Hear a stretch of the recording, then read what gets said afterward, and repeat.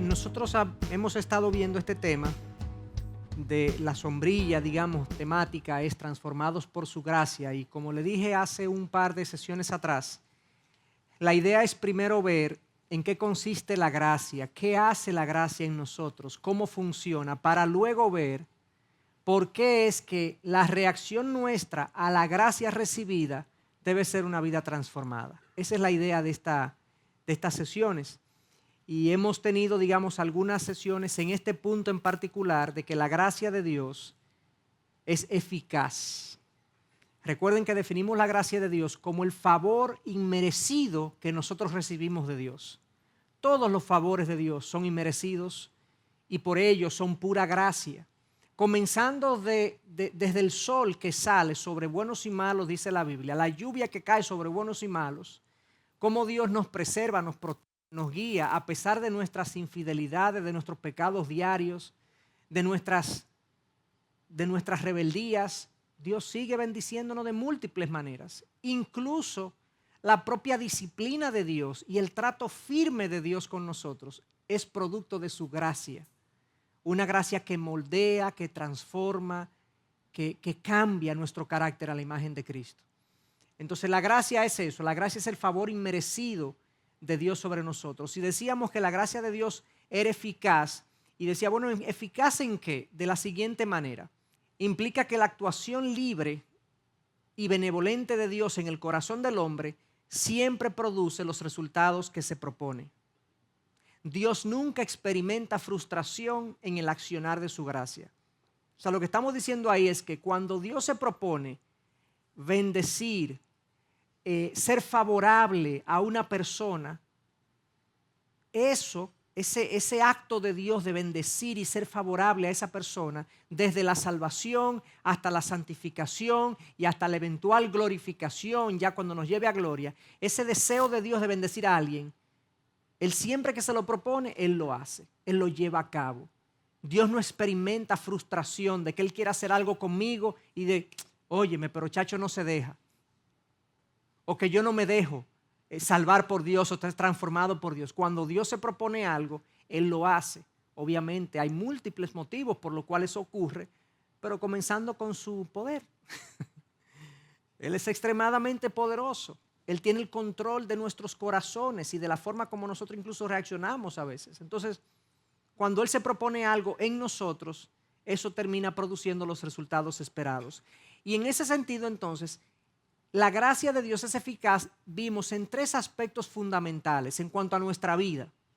Hay otras cosas que pudiéramos decir, pero en cuanto a nuestra vida y nuestro caminar con Él, en primer lugar decíamos, la gracia de Dios es eficaz en salvar el pecador. Vimos todo un miércoles, toda una sesión de eso. Cuando Dios se propone salvar a una persona, Él lo logra, Él lo hace. Nadie se resiste de manera indefinida al deseo de Dios de salvarlo, de abrirle sus ojos, de darle convicción de pecado y de traerlo al arrepentimiento.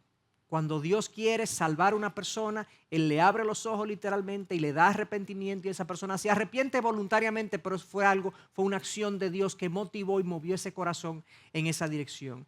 Eso es lo primero que dijimos, que la gracia de Dios es eficaz en salvar el pecador. En segundo lugar, una vez que Dios salva a una persona, Dios santifica a esa persona. Dios comienza un proceso de transformación, de santificación. Dios no deja a nadie como está. Dios te salva, dice Efesios 4:10, precisamente para buenas obras, para hacer buenas obras que Él preparó de antemano para que anduviésemos en ellas. Dios nos salva para eso, para que seamos sal y seamos luz y glorifiquemos su nombre con nuestras acciones. Entonces, Dios salva a la persona y comienza un trabajo de santificación. Es un trabajo colaborativo, a diferencia de la salvación, que es Dios que nos salva completamente. La santificación, yo colaboro, yo coopero, pero es algo que yo lo puedo hacer porque Él me ha habilitado para hacerlo. Pusimos el ejemplo de que si yo voy a un taller de cualquier tema, un taller de recursos humanos, un taller de hacer, aprender caligrafía bonita, un taller de computación, cuando voy a un taller, el taller tiene una parte teórica y una parte práctica, ¿correcto? El profesor enseña la parte teórica, te dice lo que tú tienes que hacer Y la parte práctica del taller para tú incorporar los conocimientos tiene que hacerla tú. Entonces el individuo que va a un taller y se expone a todo lo teórico y no hace la parte práctica, no va a aprender lo que se supone que debe aprender, correcto. Él tiene que hacer su parte y él tiene que oír también la parte que el profesor le dice. La combinación de ambas cosas produce el resultado deseado. Así más o menos, con ciertas limitaciones de la ilustración, es la santificación. Dios nos ha dado los conocimientos, Dios nos ha dado su palabra, Dios nos ha dado su espíritu, Dios nos ha puesto los deseos. Ahora yo tengo que poner mi disposición y mi esfuerzo para disciplinarme para la piedad, para luchar contra mis pecados. Y de la misma manera que el tallerista aprende junto con el instructor, también yo soy santificado junto con Dios. Ahora bien, el instructor me da todo lo que yo necesito para yo hacer mi tarea. ¿Ok? Asimismo Dios en el proceso de santificación me da todo lo que yo necesito para yo hacer mi tarea. Por lo tanto, todo depende de Él. Pero yo colaboro en la santificación. Y en tercer lugar decíamos, y eso es lo que vamos a ver hoy, la gracia de Dios es eficaz en preservar el pecador, en preservarnos hasta el final. Esa es la enseñanza que nosotros vamos a tratar de exponer en la noche de hoy a través de la palabra y a través de múltiples verdades que vemos en ella. Esa doctrina, enseñanza, que es por pura gracia también, o sea, Dios nos salva, Dios nos santifica, pero Dios también nos da garantías en su palabra de que Él va a hacer, de que Él va a hacer que ese proceso llegue a un final feliz. Ese proceso de salvación, santificación y glorificación va a llegar a un final feliz porque Dios ha dado garantías de que Él preserva a los que Él salva. No hay manera de que ocurra de otra forma. De lo contrario, diríamos que la salvación no es eficaz, porque Dios no pudo finalmente salvar a una persona. Se le fue entre las manos un individuo a Dios y se le perdió y eso no ocurre, bíblicamente eso no ocurre. Esa doctrina o enseñanza se define de la siguiente manera. Esta es una de las definiciones, pero todas las definiciones que podamos encontrar coinciden con esta. La perseverancia de los santos, que es como se le ha llamado esta doctrina, quiere decir que todos los que verdaderamente han nacido de nuevo serán guardados por el poder de Dios y perseverarán como creyentes hasta el fin de sus vidas. Y que solo los que perseveran hasta el fin han nacido verdaderamente de nuevo. Vuelvo y leo. Quiere decir que todos los que verdaderamente han nacido de nuevo serán guardados. Ahí está la acción de Dios. Y perseverarán, ahí está la acción de nosotros. Y perseverarán como creyentes hasta el fin de sus vidas. Y que de hecho, y solo los que perseveran hasta el fin han nacido verdaderamente de nuevo. Nadie persevera si no ha nacido de nuevo. El que ha nacido de nuevo, persevera. Es así. Esa es la enseñanza que vamos a exponer a la luz de las Escrituras. Y algunos han dicho que más que perseverancia de los santos, esta enseñanza debería llamarse preservancia de los santos. Porque los santos, más que perseverar, son preservados por Dios. Hay múltiples pasajes que hablan de que ciertamente uno persevera, pero hay un aspecto primario que es que Dios me preserva. Y porque Dios me preserva, yo puedo perseverar. ¿Me explico? En vista de que Dios hace su labor en nosotros por medio de su Espíritu y nos cambia los deseos y nos cambia la forma como yo reacciono, incluso me da convicción de pecado cuando yo peco. Esa acción de Dios me permite perseverar. Por lo tanto, la preservación de Dios es necesaria para mi perseverancia. ¿Me explico? Eso está a lo largo de las Escrituras. Este pasaje habla, esto es una explicación que da el pastor Miguel Núñez en uno de sus libros. Dice, creo que es preferible llamar esta doctrina la preservación de los santos. Porque no es tanto que nosotros perseveramos, sino que nosotros somos preservados por Dios. Otros la denominan la perseverancia de Dios. Interesante eso. Dicho eso, ¿qué dice la Biblia acerca de este asunto? Y hay 4 cosas que vamos a ver a lo largo de la noche. En primer lugar, La Biblia dice que por su poder, lo que Dios se propone, lo hace.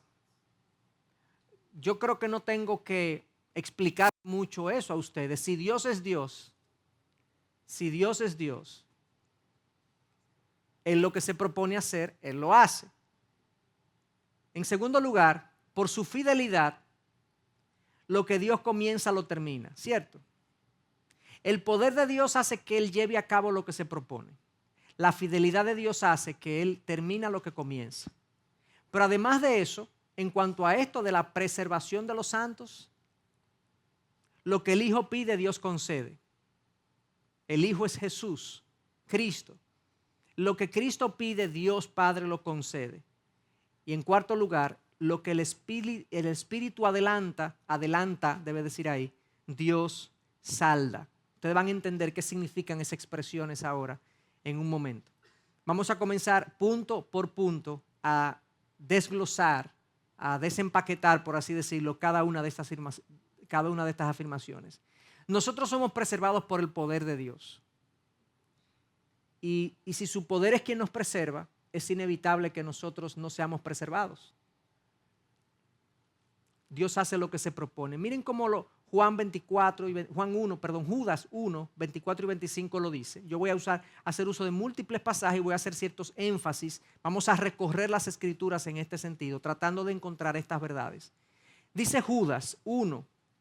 Este no es Judas Iscariote, ese no es Judas el que traicionó al Señor. Es otro Judas que era parte de los apóstoles. ¿Ok? Y aquel que es poderoso para guardaros sin caída y para presentaros sin mancha en presencia de su gloria, con gran alegría, al único Dios, nuestro Salvador, por medio de Jesucristo, nuestro Señor, sea gloria, majestad, dominio, autoridad, antes de todo tiempo y ahora y por todos los siglos. Judas termina su libro, su carta, no digamos capítulo. No digamos que es un libro porque es un solo capítulo. Judas tiene un solo capítulo. Y termina su libro, su carta, con esta doxología, con esta expresión de exaltación de Dios. Fíjense cómo dice al final en el versículo 25, al único Dios, nuestro Salvador, por medio de Jesucristo, nuestro Señor, sea gloria, majestad, dominio. O sea, Él está exaltando a Dios.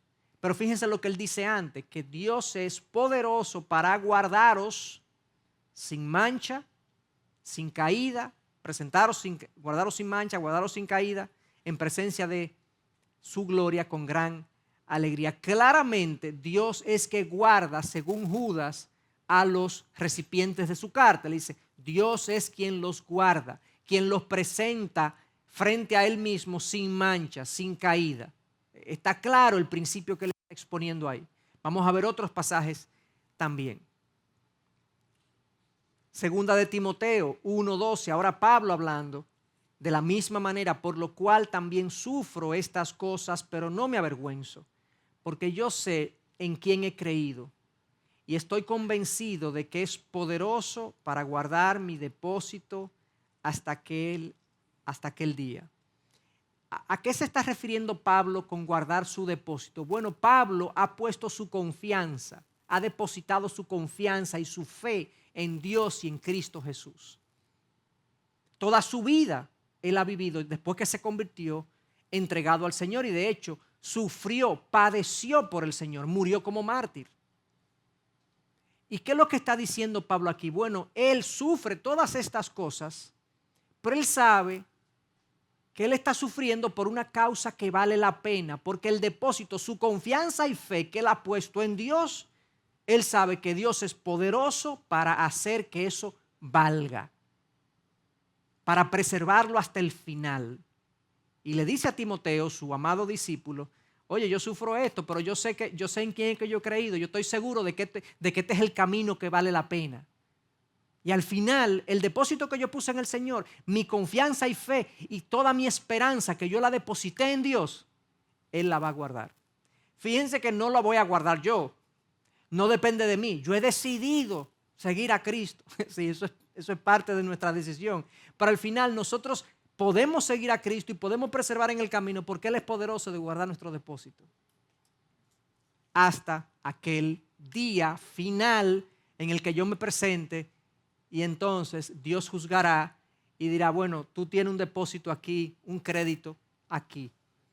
Yo garantizo que ese crédito está ahí y yo te lo voy a saldar, por así decirlo, y te voy a reconocer que tu depósito está seguro porque tú confiaste en mí. Pablo habla de eso, de que Dios es poderoso para guardar nuestra fe, nuestra confianza, nuestra esperanza. De la misma manera, un pasaje también hermosísimo, hablando de la preservación de Dios, Jesús dice en Juan 10, mis ovejas oyen mi voz y yo las conozco, y me siguen y yo les doy vida eterna, y jamás perecerán, y nadie las arrebatará de mi mano. Mi Padre que me las dio es mayor que todos, y nadie las puede arrebatar de la mano del Padre. Fíjense los absolutos de esos versículos. Jamás perecerán. Nadie las puede arrebatar de mi mano, nadie las puede arrebatar de la mano del Padre. ¿Puede alguien perderse? ¿Puede un creyente perderse y perder la salvación y perder el depósito que hizo en Dios y en Cristo Jesús? Jamás, diría este pasaje, jamás. ¿Puede alguien hacer que yo pierda mi salvación? Nadie. Son absolutos. Jamás la pueden perder. Nadie se las puede arrebatar. Interesantemente, fíjense que aquí hay una combinación de que ¿en qué mano es que están? Pregúntense, ¿en la mano de quién que nosotros estamos? En las manos de Cristo, por un lado, Él dice en el versículo 28, nadie las arrebatará de mi mano. O sea que nosotros, sus ovejas, estamos en sus manos. Pero más aún, mi Padre que me las dio es mayor que todos. Y nadie las puede arrebatar de la mano de mi Padre. ¿En mano de quién es que estamos? Es como que estamos en manos de Jesús y el Padre hace así. Ahí es. Ahí es que estamos nosotros. Entre la mano del Hijo y la mano del Padre. Nadie nos puede arrebatar de la mano del Hijo y del Padre, mucho menos, mayor que todos. Su poder garantiza que nadie nos pueda arrebatar de su mano. Por eso es que Pablo dice en Romanos 8, nadie nos puede separar del amor de Cristo. Nada nos puede separar del amor de Cristo. El amor de Dios que es en Cristo Jesús. Ni la muerte, ni la vida, ni lo alto, ni lo profundo, ni principados, ni potestades, ni lo presente, ni lo porvenir, ni ninguna otra cosa creada nos puede separar del amor de Dios que es en Cristo Jesús, nuestro Señor.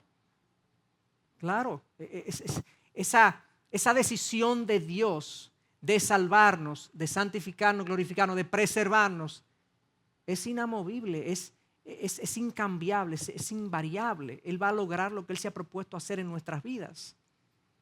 Nosotros somos preservados por su poder. Y ese pasaje, ese versículo, a mí me ministra mucho porque veo aquí a Dios y el Padre y al Hijo haciendo un trabajo combinado de preservación de mi alma para que yo no me desvíe, que yo no me pierda.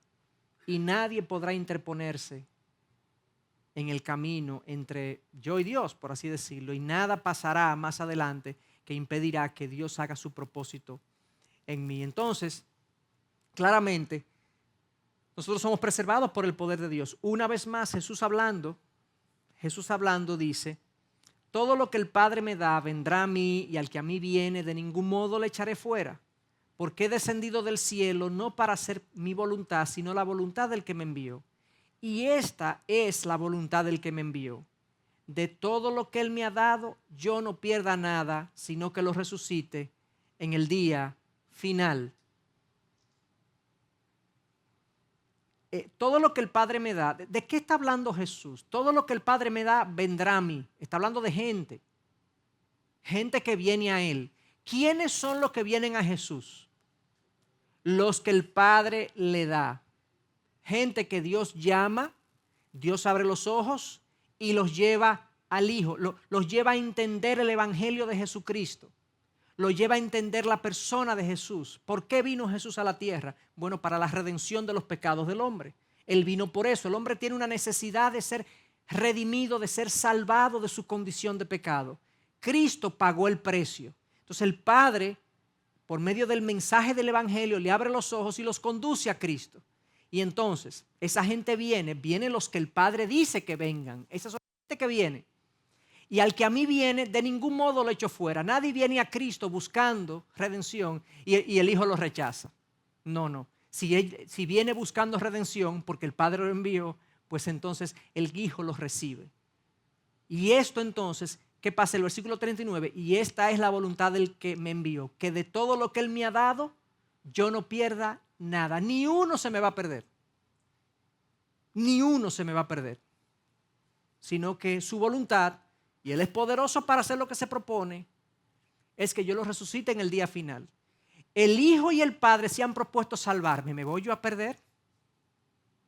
Bueno, algunos dicen sí, porque Dios es un caballero. Dios no va a forzar su voluntad en mi corazón. ¿En qué sentido decimos que Dios es un caballero? Bueno, Dios no es un caballero, Dios es Dios. Él está por encima de esas etiquetas y de esas categorías. ¿Okay? Lo que yo entiendo como caballero no es lo que Dios necesariamente entiende como ejemplar o caballero. ¿Okay? Su palabra dice lo que Él es. Él es todopoderoso, Él está por encima de todos y Él hace lo que se propone. Entonces sí, si Dios se propone salvarme, Él me va a salvar. ¿En contra de mi voluntad? No, no en contra de mi voluntad. Es que Él va a cambiar mi voluntad para que yo lo desee. No, va a parecer que es mi voluntad, pero es su voluntad. Es que así es que Él trabaja. Así es que Él trabaja. Nosotros los padres, por lo menos los que tratamos de hacer un buen trabajo, a veces queremos que nuestros hijos hagan ciertas cosas, ¿cierto? Y tenemos varias maneras de hacer las cosas. Tenemos varias maneras de hacer que nuestros hijos hagan las cosas. Una manera es, bueno, batuta y constitución, decimos en República Dominicana, ¿verdad? Batuta y constitución. Aquí se hace lo que papá y mamá digan, no hay cuestionamiento, cero preguntas, el muchacho calla. ¿De acuerdo? Y son como soldaditos. Eso sí, que desde que ese muchacho crece y tiene dos dedos de razón, está rebelde con el padre, porque lo criaron donde nunca lo consideraron, nunca le dieron la oportunidad de opinar, consideraron sus deseos. Esa no es la manera en que la palabra nos dice que criemos a nuestros hijos. Efesios 6 habla claramente que no llevemos a nuestros hijos a la ira, sino que lo criemos en la disciplina y la amonestación del Señor. Nosotros somos como unos coaches espirituales de nuestros hijos. Nosotros queremos estimular a nuestros hijos a que deseen hacer lo bueno. Y entonces cuando yo crío bien, mi hijo coge una forma que después la gente dice, oye, pero qué buen trabajo tú has hecho, muchacho.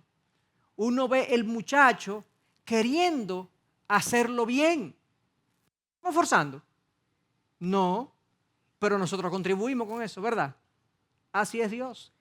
En mucho mayor proporción. Dios nos cambia por dentro y ahora yo quiero hacer lo que Él quiera. Y ahora Él no me forza para venir a Él. Él no me forza para ser santificado. Yo quiero ser santo porque Él me ha dado un nuevo corazón. Entonces Dios trabaja de esa forma haciendo su obra en nosotros. Esa es la primera razón por la que nosotros decimos bíblicamente el poder de Dios es como un primer aspecto de por qué decimos que Dios, a quien Él salva, Él preserva. No es que yo persevero tanto, es que Él me preserva a mí. Y yo persevero, pero porque Él me preserva, porque Él se ha propuesto que yo persevere. Correcto. La segunda razón por la que decimos eso, bíblicamente hablando, es porque nosotros sabemos por la palabra que Dios es fiel. La Biblia nos dice que lo que Dios comienza, Él lo termina. Él no deja nada por mitad. Y mucho menos su obra de redención en una persona. Filipenses 1:6, Pablo les escribe a los filipenses y les dice, Pablo es el maestro por excelencia del Nuevo Testamento, porque 13 de los 27 libros fueron escritos por él. Estando convencido precisamente de esto, que el que comenzó en vosotros la buena obra, la perfeccionará hasta el día de Cristo Jesús. ¿Cuál es la buena obra? La buena obra es la salvación, la obra de salvación en mí. Dios se propuso salvarte, Dios comenzó una obra en ti. ¿Cuándo va a terminar esa obra? No, Dios va a estar haciendo esa obra hasta que llegue Cristo. Ahí ya va a terminar la obra porque cuando llegue Cristo y seamos llevados con Él o pasemos a su presencia porque nos muramos, cuando seamos resucitados, ya no habrá presencia de pecado en nosotros, ya la obra de santificación y de salvación se completó, Por lo tanto, por eso es que dice, la perfeccionará, será perfecta hasta el día de Cristo Jesús, que es el día donde Cristo se manifiesta, donde Cristo viene, donde Cristo es glorificado. Y claramente Pablo dice que él está convencido. Yo, de hecho, en una ocasión hice un estudio de todos los convencimientos de Pablo, las convicciones de Pablo. Y hay pasajes donde Pablo dice, estoy convencido de esto, estoy convencido de esto. Y esta es una de las cosas de las que Pablo está convencido. Yo estoy convencido, esto es una convicción en mí. Está profundamente arraigado que Dios, la obra que empezó en nosotros, en ustedes y en nosotros, la perfeccionará hasta el día de Cristo Jesús. Su fidelidad garantiza que Él termina esa obra. Lucas 15, todos ustedes conocen esta parábola. Entonces, Él les refirió esta parábola diciendo, solamente vamos a leer unos versículos de la parábola. ¿Qué hombre de vosotros, si tiene 100 ovejas y una de ellas se pierde, no deja las 99 en el campo y va tras ella, va tras la perdida hasta que la haya? O sea, Jesús está razonando con ellos. Es lógico, incluso entre los seres humanos. Dice, ¿qué hombre de vosotros? O sea, aún entre ustedes que tienen 100 ovejas, estamos hablando de ovejas, aunque espiritualmente nosotros somos ovejas, pero no, nosotros tenemos más valor que una oveja. Pero Jesús dice, ¿qué hombre de vosotros, lógicamente, que tenga 100 ovejas, si se le pierde una, no deja las 99 en un lugar seguro y sale a buscar la perdida? Esta parábola está en una secuencia de parábolas en Lucas 15. Todas las parábolas que están en Lucas 15 tienen que ver con que Dios busca al que está perdido. Esto no se trata del hermano que del hermano que se desvía de la fe, no, se trata del que está perdido, del que no conoce a Cristo, del que no es cristiano. De eso es que tratan esta parábola. Y esta parábola en particular trata de eso. El pastor busca a la oveja perdida. Yo estuve perdido y Cristo me encontró. Yo no sabía cuál era el camino que me correspondía a mí transitar en la vida. Yo no sabía lo mal que yo estaba, lo mucho que yo necesitaba de Dios. Dios me encontró y me hizo, y cuando me encontró, como lo hace con un pastor con una oveja, la chequea y ve que tiene una pezuña dañada, un ojo tuerto, que tiene una pata fracturada. Dios me encontró y me hizo ver que yo tenía daños, en mi alma, en mi corazón, en mi mente, y entonces Él me ha comenzado a sanar y me ha comenzado a santificar, pero Él me trajo a su redil. Eso es lo que hace un pastor y eso es lo que Dios hace, y lo que Jesús está diciendo es, si ustedes que son hombres con ovejas hacen eso, ¿cómo Dios no va a hacer eso con las ovejas que son de Él, que están perdidas? Ahora bien, la pregunta es la siguiente.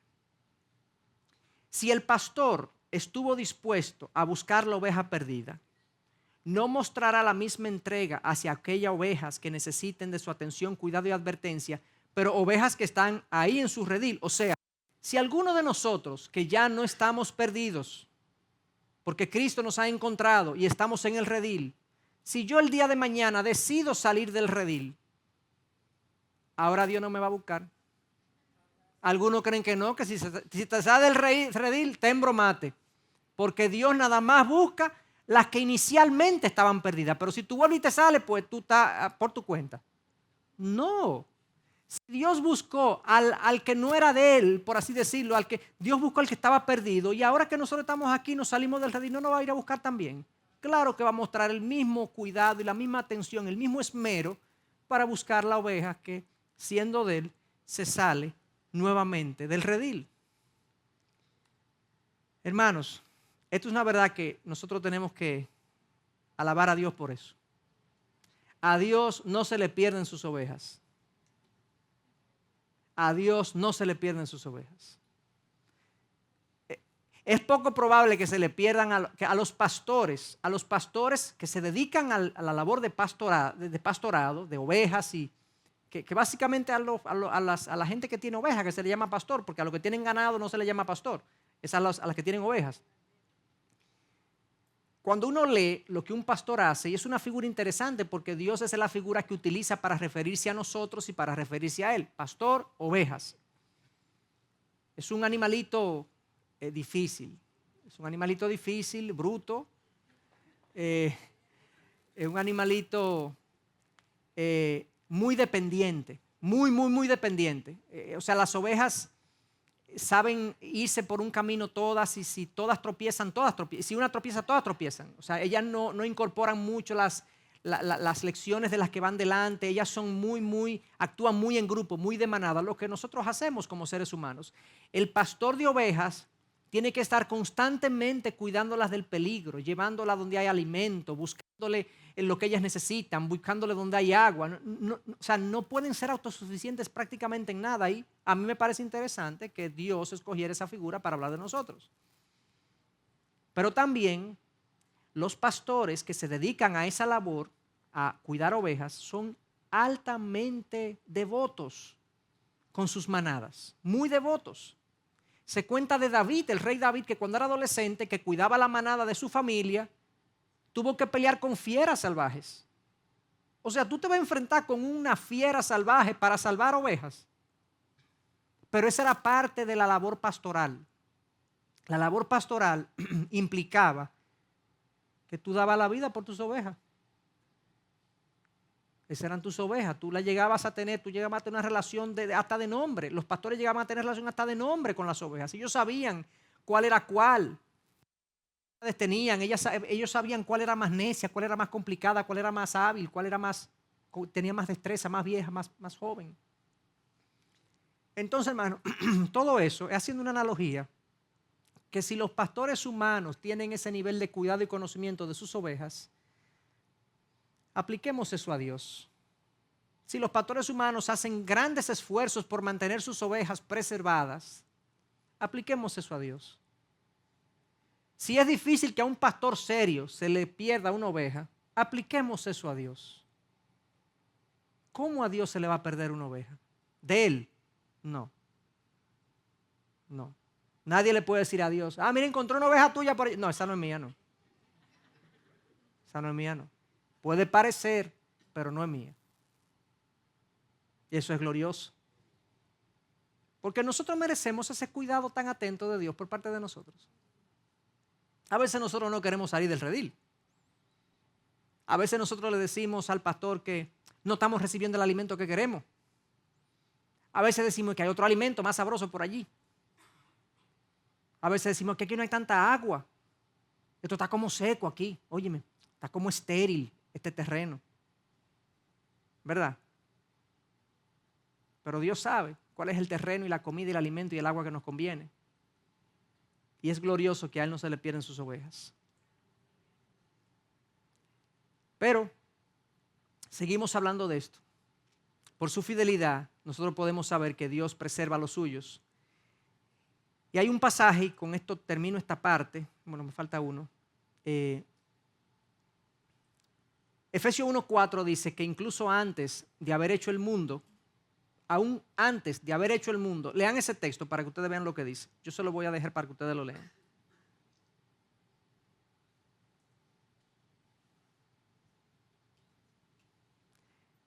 Antes de haber hecho el mundo, Dios nos amó y nos eligió en Cristo para que seamos santos e intachables a sus ojos.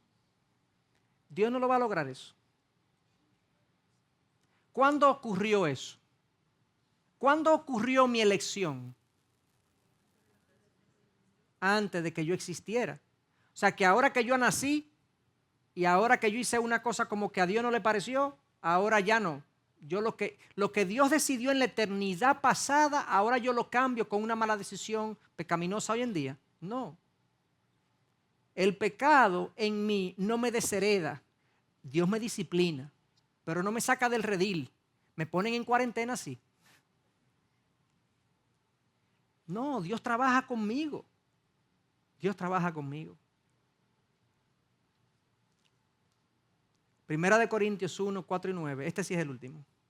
Siempre doy gracias a mi Dios por ustedes. Eso es Pablo hablando de los corintios. Ahora tienen todos los dones espirituales que necesitan mientras esperan con anhelo el regreso de nuestro Señor Jesucristo. Miren lo que dice ahora. Él los mantendrá firmes hasta el final. Ajá. para que estén libres de toda culpa el día que nuestro Señor Jesucristo vuelva. Dios lo hará porque Él es fiel para hacer lo que dice y los ha invitado a que tengan comunión con su Hijo Jesucristo. Dios nos ha invitado y ahora, porque Él nos ha invitado, Él va a llevar a cabo esa invitación. Para que esa invitación sea posible, Él me tiene que preservar.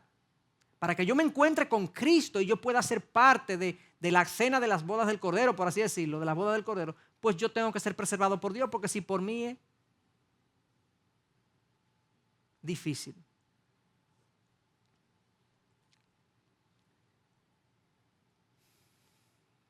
Ay de nosotros si nuestra salvación dependiera de nosotros. Ay de nosotros si nuestra salvación dependiera de nosotros. Depende de Dios. Depende de Dios. Y es su gracia que hace que eso sea posible. Pero hay una tercera razón. Recuerden que hablamos de 4 razones. El poder de Dios. Dios hace lo que se propone. La fidelidad de Dios. Él termina lo que comienza. En tercer lugar, Dios concede al Hijo lo que pide. Miren lo que dice Hebreos 7:25. Por lo cual Él también es poderoso para salvar siempre a los que por medio de Él se acercan a Dios. ¿De quién está hablando? ¿Quién es Él? Por lo que por medio de Él se acercan a Dios. Es Jesús. Puesto que vive perpetuamente para interceder por ellos. O sea, este pasaje no está hablando del momento de mi salvación, está hablando de mi preservación. Fíjense que dice que Él es poderoso para salvar para siempre. Salvar para siempre. ¿Qué quiere decir salvar para siempre a una persona? Bueno, que esa persona no se va a desalvar. Él es poderoso para salvar para siempre a los que por medio de Él se acercan a Dios, puesto que Él vive perpetuamente para interceder por nosotros. Esto es uno de los versículos que hablan del ministerio presente de Cristo. ¿Qué es lo que Cristo hace en el cielo? ¿Qué es lo que Él hace? ¿Estar sentado en un trono al lado del Padre? No, Él tiene funciones, Él tiene tareas. Una de las tareas, uno de los ministerios de Cristo es orar por nosotros. ¿Para qué? Para que nuestra salvación perdure. Increíble. Increíble que Cristo ora por mí, y eso lo vemos en múltiples pasajes. Miren este pasaje, Lucas 22. Aquí hay un pasaje interesantísimo. Es el momento cuando ya se está acercando la crucifixión y Pedro y Jesús hablan de lo que va a pasar. Y entonces Jesús le dice: Simón, Simón, ese es Pedro, que su nombre original era Simón. Mira que Satanás os ha reclamado para zarandearos como a trigo, pero yo he rogado por ti para que tu fe no falle. Y tú, una vez que hayas regresado, fortalece a tus hermanos. ¿Qué significa eso, hermanos? Que Jesús estaba consciente que había una guerra espiritual. Pedro era uno de los objetivos de la guerra espiritual. Y Jesús oró al Padre para que Pedro no fallara. ¿Ustedes están oyendo eso? Para que tu fe no falle. Uno puede decir: no, Pedro falló. No, Pedro no falló. Pedro negó al Señor. Pero tan pronto lo negó la tercera vez, dice la Escritura que se arrepintió profundamente. Y por eso es que Jesús le dice, y tú cuando hayas regresado, o sea, de tu negación, tú me vas a negar, pero cuando tú hayas regresado, porque tú vas a regresar, porque yo oré por ti. Cuando tú hayas regresado, ¿qué es lo que tú tienes que hacer, Pedro? Fortalece a tus hermanos. Yo sé que tú vas a regresar, Pedro. Tú no te vas a quedar perdido. Tú no te vas a sumir en una depresión porque me negaste y ahora tú no tienes como propósito y tú no sirves para nada. No. Y tú, cuando hayas regresado, fortalece a tus hermanos. Jesús estaba seguro que Pedro iba a regresar, que la negación no era una apostasía de Pedro, no era una negación permanente de Pedro, no, porque Cristo oró por él para que su fe no fallara. Y el Padre no le va a conceder esa petición al Hijo. No se la va a conceder. Más aún, yo quiero que busquen conmigo, no lo tengo aquí porque es muy largo. Yo quiero leer algunos pasajes de Juan 17. Juan 17, para los que no lo conocen, es la oración más larga de Jesús registrada en la palabra. Es la oración más larga, es un capítulo completo, es una oración de principio a fin. Desde el versículo 1 al versículo 26. Y yo quiero que veamos, yo voy a tratar de, la oración tiene múltiples componentes, pero los primeros 6 versículos es Jesús orando por él al Padre. Miren lo que dice. Versículo 1, Juan 17. Estas cosas habló Jesús. Pongan atención, los que no tienen Biblia sobre todo. Y alzando los ojos al cielo dijo: Padre, la hora ha llegado. Glorifica a tu Hijo, para que el Hijo te glorifique a ti. Por cuanto le diste autoridad sobre todo ser humano, para que dé vida eterna a todos los que tú le has dado. Y esta es la vida eterna, que te reconozcan a ti, al único Dios verdadero, y a Jesucristo, a quien has enviado. Yo te glorifiqué en la tierra, habiendo terminado la obra que me diste que hiciera. Ahora glorifícame tú, Padre, junto a ti, con la gloria que tenía contigo antes que el mundo existiera. ¿Ustedes sabían que Jesús había dicho eso? Glorifícame con la gloria que yo tenía antes que el mundo existiera. Eso es una clara declaración de la divinidad de Cristo. Yo existo antes de que el mundo existiera. Pero miren, desde el versículo 6, que es el siguiente, hasta el 26, 20 versículos, Él está orando por nosotros, por sus discípulos y por nosotros. Lo van a ver ahora. Sigamos el versículo 6. He manifestado tu nombre a los hombres que del mundo me diste. Eran tuyos y me los diste, y han guardado tu palabra. Ahora han conocido que todo lo que me has dado viene de ti, porque yo les he dado las palabras que me diste, y las recibieron, y entendieron que en verdad salí de ti, y creyeron que tú me enviaste. Yo ruego, oigan esto, yo ruego por ellos, no ruego por el mundo, sino por los que me has dado, porque son tuyos, y todo lo mío es tuyo y lo tuyo mío, y he sido glorificado en ellos. Ya no estoy en el mundo, pero ellos sí están en el mundo, y yo voy a ti. Padre Santo, guárdalos en tu nombre. Guárdalos en tu nombre, el nombre que me has dado, para que sean uno, así como nosotros. Cuando estaba con ellos, los guardaba en tu nombre, el nombre que me diste, y los guardé, y ninguno se perdió, excepto el hijo de perdición, para que la escritura se cumpliera. Pero ahora voy a ti, y hablo esto en el mundo, para que tengan mi gozo completo en sí mismo. Yo les he dado tu palabra, y el mundo los ha odiado, porque no son del mundo, como tampoco yo soy del mundo. No te ruego que los saques del mundo, sino que los guardes del maligno. Ellos no son del mundo, como tampoco yo soy del mundo. Santifícalos en tu verdad. En la verdad, tu palabra es verdad. Como tú me enviaste al mundo, yo también los he enviado al mundo. Y por ellos yo me santifico, para que ellos también sean santificados en la verdad. Mas no ruego solo por estos, sino también por los que han de creer en mí por la palabra de ellos. Ahí estoy yo. No oro por ellos nada más, sino por los que han de creer en mí por la palabra de ellos. Jesús está orando por nosotros. Él hace una oración larguísima. 5 versículos es para él. 21 es por sus discípulos y por nosotros. Si eso no nos conmueve del ministerio de Jesús en nuestro favor, ¿qué nos? Jesús ora permanentemente por nosotros. Eso es lo que dice Hebreos 7:25. Por lo cual Él también es poderoso para salvar para siempre a los que por medio de Él se acercan a Dios, puesto que vive perpetuamente para interceder por ellos. Jesús intercede por nosotros. Lo hizo ahí, intercedió por Pedro, intercedió por todos sus discípulos, incluyéndonos a nosotros. Y es hermosísimo. Ustedes pueden terminar de leer la oración. Es una oración completa por nosotros. Antes de Jesús escoger a los discípulos, a los apóstoles, nos dice la palabra que Él se fue toda la noche a orar y se pasó toda la noche orando. No nos dice la palabra qué fue lo que Él oró,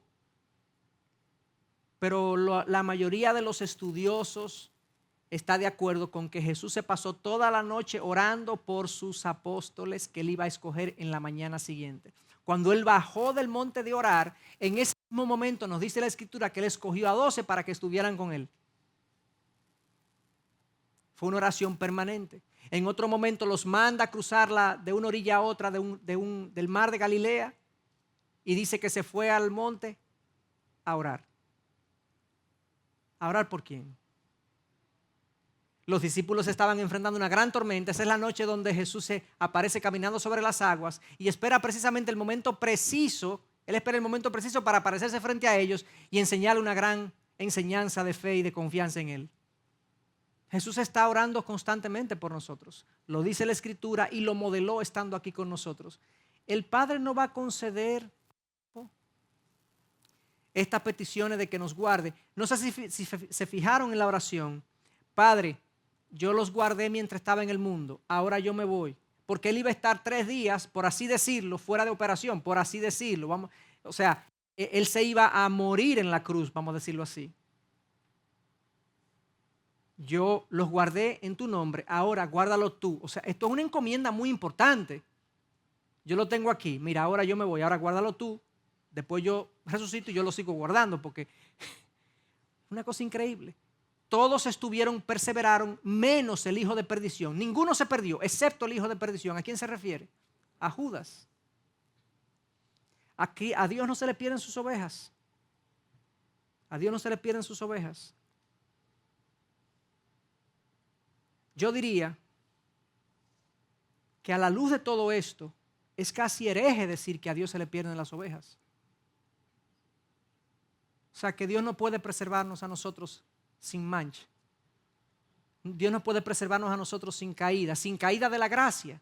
Sí, vamos a pecar, pero no vamos a caer de su gracia. Él nos va a restablecer, nos va a restaurar, nos va a disciplinar cuando eso ocurra. Último, y es el último aspecto, el Espíritu es garantía. Efesios 1, 13 y 14 dice, y ahora ustedes, los gentiles, también han oído la verdad, la buena noticia de que Dios los salva. Además, cuando creyeron en Cristo, Dios los identificó como suyos al darles el Espíritu Santo, el cual había prometido tiempo atrás. El Espíritu es la garantía que tenemos de parte de Dios de que nos dará la herencia que nos prometió y de que nos ha comprado para que seamos su pueblo. Dios hizo todo esto para que nosotros le diéramos gloria y alabanza. Qué sencillo está ese pasaje. Esa expresión que dice el versículo 3, el primero, que dice en la segunda oración, además cuando creyeron en Cristo, Dios los identificó como suyos al darles el Espíritu Santo. En otras traducciones dice que nos ha sellado con el Espíritu Santo. Y la expresión ahí en el original es un sello que en el pasado se le ponía a las reses, se le ponía al ganado, que indicaba pertenencia y autoridad sobre ese ganado. O sea, esto es mío. No sé si ustedes han visto esas marcas que se le hacen a las reses a veces, que son como indelebles, que son una cicatriz que se hace con una especie de tizón caliente y se marca. Esa es la expresión que aparece ahí. Es una marca indeleble que Dios ha puesto en nosotros. Él nos ha marcado como suyos. Pero más adelante agrega el versículo 14 y usa un término comercial. El Espíritu es la garantía de que Dios nos va a dar el resto de las cosas. ¿A qué se refiere? Bueno, la figura equivalente hoy es que cuando, por ejemplo, yo quiero comprar algo, normalmente de cierto valor, una vivienda, un carro. Yo veo un carro, me gustó, es usado, y digo, mira, te voy a dar 20,000 pesos para que me lo guarde. ¿De acuerdo? Entonces, 20,000 pesos, ¿qué son para el vendedor, el receptor de los 20,000 pesos? No, yo sé que va a volver porque él no va a perder este cuarto. Él no va a perder ese dinero, él va a volver. Esa es el equivalente moderno. En esa época también se hacían ese tipo de transacciones. Esa es la palabra que Pablo usa. Es un down payment. Dios ha dado esto como un avance. Y si dio el avance, Él va a saldar. ¿Cuál es el saldo? El saldo es que Él va a completar la obra. Él va a perfeccionar la obra final en nosotros, en sus hijos. Entonces, claramente, ¿qué dice la Biblia acerca de este tema de si nosotros perseveramos o no? Sí, la Biblia dice categóricamente, el creyente persevera porque es preservado por Dios. Su poder, ya dijimos, su poder nos preserva, su fidelidad nos preserva, la petición del Hijo nos preserva, y el hecho de que el Espíritu Santo esté en nosotros es una garantía de que Dios va a saldar, Dios va a completar el pago que Él nos prometió que nos haría. Y el pago es la obra completa de salvación en nosotros. Eso disipa todo temor de si yo pierdo o no pierdo mi salvación. Claro, si a mí me lleva eso a pensar que yo puedo vivir como me dé la gana, yo debería buscar mi salvación. Y por eso concluyo con esto. Algunos temen que enseñar esto estimularía a algunos, valga la redundancia, a vivir una vida libertina. Pero pensar así es no entender que la regeneración, es no entender la regeneración en la que todas las cosas son hechas nuevas. Si una persona luego de oír esta enseñanza dice, bueno, pues no hay problema, podemos vivir y al final Dios va a garantizar que yo soy salvo y que tengo redención. Si alguien piensa así, no ha entendido y no ha aceptado cabalmente el Evangelio en su corazón. Y si alguien teme que esta doctrina va a ser mal usada, no está entendiendo que la regeneración cambia a la gente de adentro para afuera. El que es regenerado cambia su deseo, cambian sus intenciones, cambian sus intereses completamente. La clara enseñanza bíblica es que el Dios que nos salva nos santifica y nos preserva, y todo por su sola gracia. Esa es la verdad bíblica que encontramos a lo largo de las Escrituras. Y es algo que nos llena de regocijo, de gratitud, de esperanza, de certidumbre. Si yo considerara que la salvación se pierde, mi primera pregunta es, ¿por qué yo la pierdo? O sea, ¿de qué manera se pierde? Si tú pecas, todo tipo de pecado. Porque si es todo tipo de pecado, entonces nadie tiene salvación. No todo tipo de pecado. ¿Cuál tipo de pecado? Bueno, este y este y esto. ¿Y si lo hago recurrentemente o si lo hago una sola vez? No sabemos. ¿Y con qué intensidad? No, si tú mientes todos los días, tú te pierdes la salvación, ya.